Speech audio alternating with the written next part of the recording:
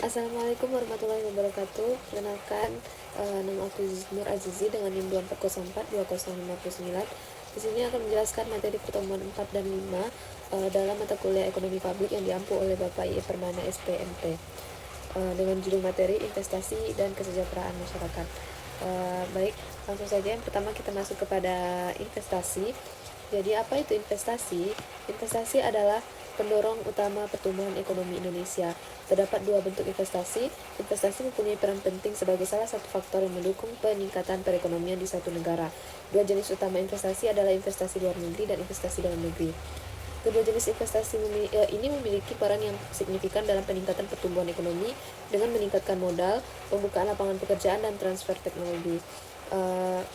Jadi ada dua bentuk investasi. Yang pertama yaitu investasi aktiva real, yaitu bentuk investasi dengan aset nyata yang bisa dilihat dan disentuh. Contohnya seperti apa? Seperti tanah, rumah, dan emas. Properti memberikan keuntungan dari kenaikan nilai dan sewa. Emas sebagai lindung nilai dengan risiko rendah. Nah, yang kedua yaitu investasi aktiva finansial, yaitu investasi dalam bentuk surat berharga atau sekuritas.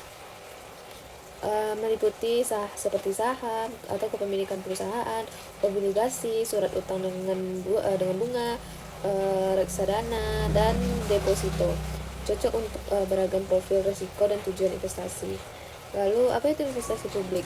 Investasi publik ini yaitu penempatan sejumlah dana dan barang dalam jangka panjang untuk memperoleh manfaat ekonomi sosial. Manfaat aset yang dimaksud untuk memperoleh ekonomi seperti bunga, dividen, royalti, atau manfaat sosial, yaitu dapat meningkatkan kemampuan pemerintah dalam rangka pelayanan kepada masyarakat. Penempatan sejumlah dana dan barang dalam jangka panjang untuk investasi pengembalian bersurat harga dan investasi langsung untuk memperoleh manfaat ekonomi, sosial, dan manfaat lainnya.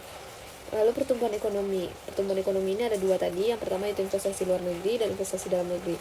Investasi luar negeri ini adalah investasi yang dilakukan dari satu negara ke negara tertentu untuk memperoleh laba. Investasi luar negeri juga dapat memperkuat hubungan ekonomi Indonesia dengan negara lain. Investasi dalam negeri yaitu berperan positif pada pertumbuhan ekonomi di Indonesia. Investasi dalam negeri merupakan faktor penting dalam menyokong pertumbuhan ekonomi. Investasi dalam negeri membuat efek positif kepada pertumbuhan ekonomi. Klasifikasi ini berdasarkan selanjutnya klasifikasi berdasarkan jangka waktu.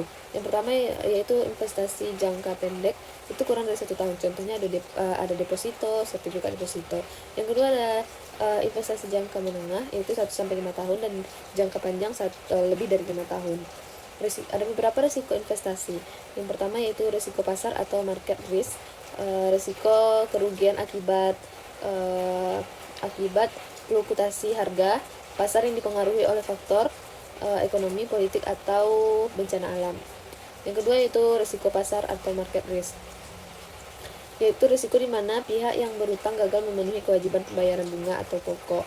Yang ketiga ada risiko likuiditas atau liquidity risk, risiko kesulitan menjual aset investasi dengan cepat tanpa menimbulkan kerugian besar. Selanjutnya ada risiko inflasi. Risiko ini menurunnya nilai real hasil investasi karena kenaikan harga barang dan jasa. Yang selanjutnya ada risiko operasional, risiko akibat kegagalan sistem, kesalahan manusia, atau masalah internal yang mempengaruhi pengelolaan investasi. Selanjutnya ada risiko spesifik atau tidak sistematis, risiko yang terkait dengan perubahan atau sektor tertentu dan dapat diminimalisir dengan diversifikasi. Selanjutnya kita masuk kepada kesimpulan. Investasi merupakan proses penanaman modal dengan tujuan mendapatkan keuntungan di masa depan. Bentuk-bentuk investasi meliputi aktiva real seperti properti dan emas, serta finansial seperti saham, obligasi, reksadana, dan deposito. Namun investasi juga mengandung risiko yang perlu dipahami, antara lain seperti risiko pasar, risiko kredit, risiko likuiditas, risiko inflasi, risiko operasional, dan risiko spesifik. Pemahaman dan pengelolaan risiko ini sangat penting agar investasi dapat memberikan hasil optimal sebagai profil risiko dan tujuan investor. Sekian materi pada hari ini. Saya Nur Azizi. Terima kasih. Assalamualaikum warahmatullahi wabarakatuh.